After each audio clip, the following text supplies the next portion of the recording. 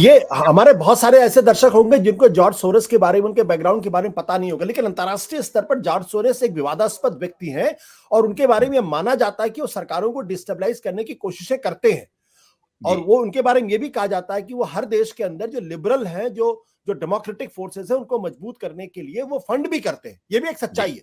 और तो तो देखिए थोड़ा जॉर्ज सा हमारे सोरोस, जॉर्ज सोरोस के बारे में हमारे दर्शकों को बता दे तो ज्यादा अच्छा हाँ है। तो ये देखिए, और इसको ये न माना जाए कि मैं जॉर्ज सोरोस की प्रशस्ति कर रहा हूँ, लेकिन जो उनके बारे में उपलब्ध तथ्य हैं वो बता रहा हूँ कि जॉर्ज सोरोस हंगरी में पैदा हुए थे। हंगरी में जब वो पैदा हुए और उसके बाद के दौर में वहां जब नाजी शासन था, उस दौर में 5 लाख यहूदियों को मारा गया था।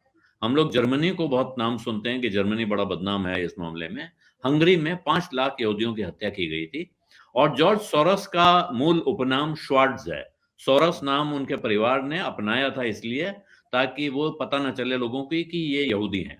तो वो अपनी पहचान छिपाकर, इनके परिवार ने फर्जी कागज बनवाए, अपनी पहचान छुपाई, अपने को उस नरसंहार से बचाने की कोशिश की और उसमें ये सफल रहे।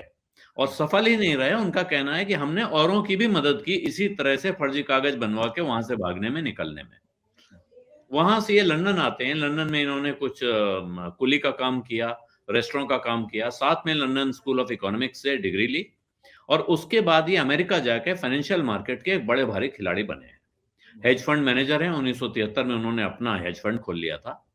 और जो जिक्र स्मृति ईरानी ने किया है कि उन्होंने बैंक ऑफ इंग्लैंड को तोड़ दिया था, दरअसल जॉर्ज सोरोस मंदी के खिलाड़ी हैं। जैसा हिंडनबर्ग है वैसे ही वो शॉर्ट पोजीशन लेने के महारथी माने जाते हैं।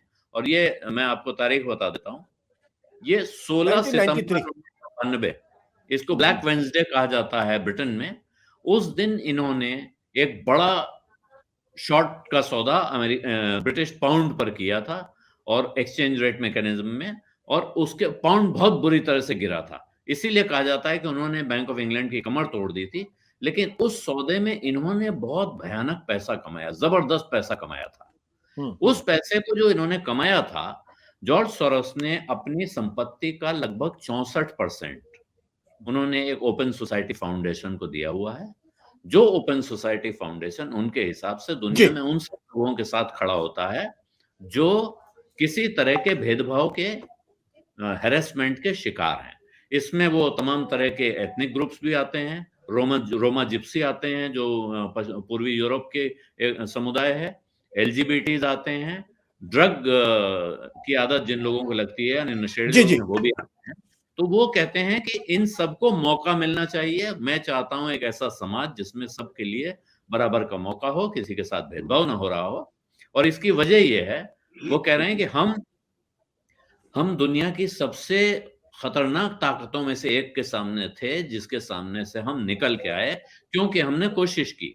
ये अपने परिवार की बात करते हैं, जब वो हंगरी से निकल के आए या उस नाज़ी शासन से बचने में कामयाब हो गए। तो उस भाव को आगे बढ़ाते हुए उन्होंने ये फाउंडेशन बनाया है।